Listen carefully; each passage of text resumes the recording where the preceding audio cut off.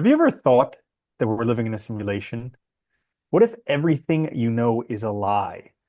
I've been thinking about that a lot this week, and you're in luck because today's episode, we're going to be talking about if we are living in a simulation, the ethical implications of living in a simulation, and what if everything we know is a lie? This is the Existential Stoic podcast. I'm Randy. That's Danny. What's going on, Danny? What's up, Randy?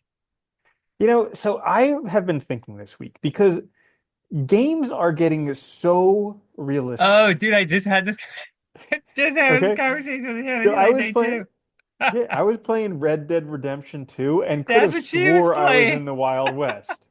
Okay. And then I was playing Yo, Sea of Thieves and I could have sworn I was a pirate. Like, it's getting so crazy realistic that it's like, how could we not be living in a simulation? two things. A little digression. One, did you see the South Park episode about Red Dead Redemption Ugh. where the cop keeps wanting to come? Oh my God, so good. They were totally playing the game. It was when it came out and they were totally playing that week and didn't want, like you can tell. It's so funny. But anyway, yeah, dude, that game, like I was saying that because Anna was playing the other day and she'll go back and play it a lot because it's like you can just ride the horse around. It's like amazing. But it's like Yeah. literally immersive. The way they did Mm. that story and the characters and like I was saying to her too the other day, I was thinking about because like virtual reality's even gotten very good. Like I tried the PlayStation VR 1. I haven't tried the 2, and that was pretty impressive. But imagine too, like if they could use AI, and I'm sure they will at some point for characters in games for more Oh, yeah. dynamic conversations, dude, we are gonna get to a point, I think, where like when you read in sci-fi like about like the holodecks and stuff, where like there's this holographic represent. I don't see that being impossible at all. It's just a matter of technology catching up to that and processing power, which we're almost there already. So there's no reason like this was actually one of the arguments for the simulation was that we've come so far and think about when like Game Boy came out or Atari, right? We've come so far in that short time that there's no reason to think we haven't already gotten there. And there are people who believe that we've already gotten there and this is a simulation. That that's the Well, crazy part. that's what I've been thinking about. There was some Alan Watts gave a talk. He's a philosopher. He has some pretty cool thoughts and stuff. And he gave a talk once about how like if you're a god, you essentially live forever. You can live unlimited lives. You're omnipotent. You can do whatever you want. And eventually you just do everything and then life gets boring. And so wouldn't it make sense for you to create a life where you're not all powerful, where you can't do everything? And it kind of like goes hand in hand with these video games. Because, I mean, you play a video game and you die, and so what? You just start over. And you Yeah. can keep on doing that. And you know that like you can just die as many times as you want. And eventually, if you just keep trying, you'll get there. Yeah. But You'll get like whatever you're trying to aim at, right? yeah, and we've seen the progression of video games getting much, much better. So essentially, in video games, we're like gods, and they're going to be to a point where we can't distinguish them real life from fake. So then, what if we already have had these like amazing simulation video games where it just got boring because we did everything in the video games, and then we're like, well, what happens if we just make a game where we can't do everything? And if we die in that game, we actually die. So, like stuff. Yeah. I mean, So, it's crazy when you think about it, it is because like there's no knowledge is interesting, right? Because like it feels like we really know the world in the day to day sometimes, and like things feel solid and certain. But as soon as you start to think about stuff, it falls apart really fast. Because you notice, like, most of the things people hold to be true, they're conventions or they're contrived. They're not even like based on anything. It's just opinion or interpretation. So it's like things just start to fall apart. And you realize too, I think, the more you know how little we know about the universe. I mean, about physics. I mean, we can't even explain dark matter, which we claim makes up like 90, what, like 5% of all matter or something. Like, we're missing quite a lot. So that's the other side of this too, I think that people forget is there's so much room of the unknown that it's like hard to know any of the answers to these, right? And to say with certainty. And how would you even know? I mean, think about that. There was a Robert Nozick, I think yeah, it was Nozick, had this famous thought experiment called the experience machine. And this was going back, but it's philosophy. And the idea was like, if you could build an experience machine, so think of it like the Matrix, basically. Like you could some machine you could plug into, have experiences, and they were indistinguishable from reality, from your waking life, or life outside the machine. What reason is there to prefer waking life over the machine or reality over the machine, right? And arguably, there's not really any, because if you can't distinguish, you don't know which is which, right?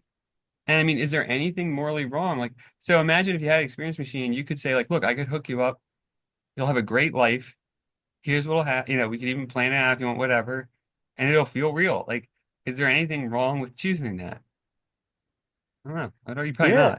not. Is interesting because, you know, along those same lines, like ethically and morally, if we are living in a simulation, does that change things? Because, if this is real life, then, you shouldn't kill, you shouldn't steal, If you it's a shouldn't video game, you should lie. kill But constantly and steal. right? If that's what's in the best thing to win the video game, it might make sense. So it might change the boundaries of ethics and morality and all of this stuff. It could. I mean, the other question is, would it? I mean, there's always the other interesting thing is like, would it matter? Like, if it is a simulation and we knew it was one, would the morality even matter at all? And I think that's another interesting question because what's funny is like, I know people who will play games like Red Dead and they'll play. How like your decisions Yeah. change the game, right? And Hmm. so they'll intentionally play good because they don't want to screw people over. They don't want to steal. They don't want to hurt people. Like they'll kill when they have to, obviously, because you have to at certain points in the game. You can't get around it. But it's interesting to see them impose these moral standards on themselves, even within the game, and that's not even a simulation. So I wonder if because it's like you're still acting, right? So you're still responsible, even if it's a simulation. You're still making choices. So does that still have that bearing of morality then, or the Yeah. weight of morality? It's an interesting one because I was kind of having an argument about somebody about like why there's this whole war on drugs and it's just like, well, just make all the drugs legal and then the war on drugs is over. But then And the it's like, pharmaceutical no, if you companies won't make hundreds of billions of dollars. well, their argument was like, well, no, if you do that, then people will go around doing all types of drugs. And I'm like, well, if all the drugs are legal, are you going to go around and do all these types of drugs? And I'm like, no, I would never do that. And it's like, so what? You're just like morally superior than everybody else, Yeah. and like you're this righteous person, and everybody else is a low life, and just like, yeah, I think that's most people it wouldn't change how they act at all, you yeah, know? And it's yeah, funny because people are like, well, so many people, since marijuana was legalized in many states, people are like, so many, it's like, well, we already had many surveys that suggested that over 70% of US people already used it. So it's like, there's been no shift in the yeah. The only usage of it thing, there's just less people in prison now. for stupid things. Yeah. For Yeah, nonviolent stuff. Yeah. It's like, yeah, it's ridiculous. No, I agree with you. But it's funny. It's like, and I think this raises interesting questions about how we think of our actions and how we think of like morality in general. Like, is it, does it matter if, I guess, does it matter if I know the situation's real or not? If I'm making a choice, do I still have responsibility to make a choice a certain way? well, yeah, that's a really interesting one. Like, would you act differently if you were living in a simulation, and how can you prove that you're not? Well, that's the difficulty, right? So, like, what's his name? Scott Adams, the guy who wrote Dilbert. He wrote Yeah. a couple books that I read, and he believes that we're living in a simulation, and he acts accordingly. And apparently, so does Elon Musk, and they're both pretty successful, at least financially. And Well, yeah. so, The guy that made Dilbert, totally fine with.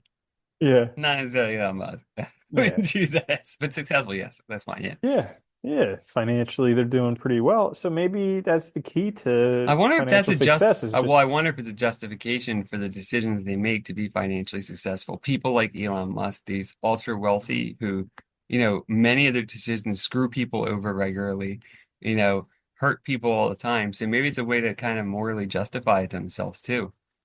you're like, oh, they're just an NPC. Well, It that's doesn't what I mean. matter. Yeah, like a rationalization, right? Like if you don't think this is real, then, that's a good rationalization for my actions don't matter, right? Mm, But you can still argue no, they do though, because look, even if it's a simulation, you're still affecting other people's simulations, right?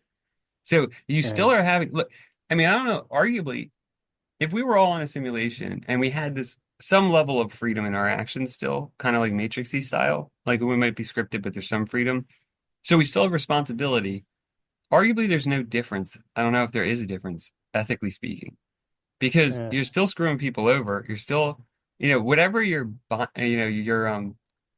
argument is for value, it still should apply, I think, regardless of whether, and that's if we know we're in a simulation, which we can't prove, which also makes it hard, you know? Yeah, like I mean, I had a super realistic dream the other night, and I could have sworn the dream was real, and then I woke up and I was so confused because it wasn't real. Dude, that's the Or worst.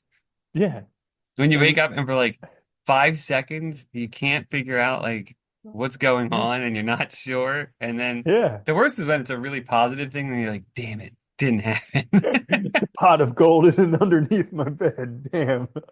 Could have sworn there was a leprechaun there. Yeah, Yep. yeah, it's crazy.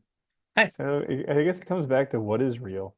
I don't know. It's crazy though, because it's like, I was reading something the other day where they thought I forget, I can't remember the exact article, the scientific article, but they were talking about how like, and I've heard this theory before where black holes, the other side of a black hole might be like another universe. There is this theory that exists where like, because all that matter is going in there, right?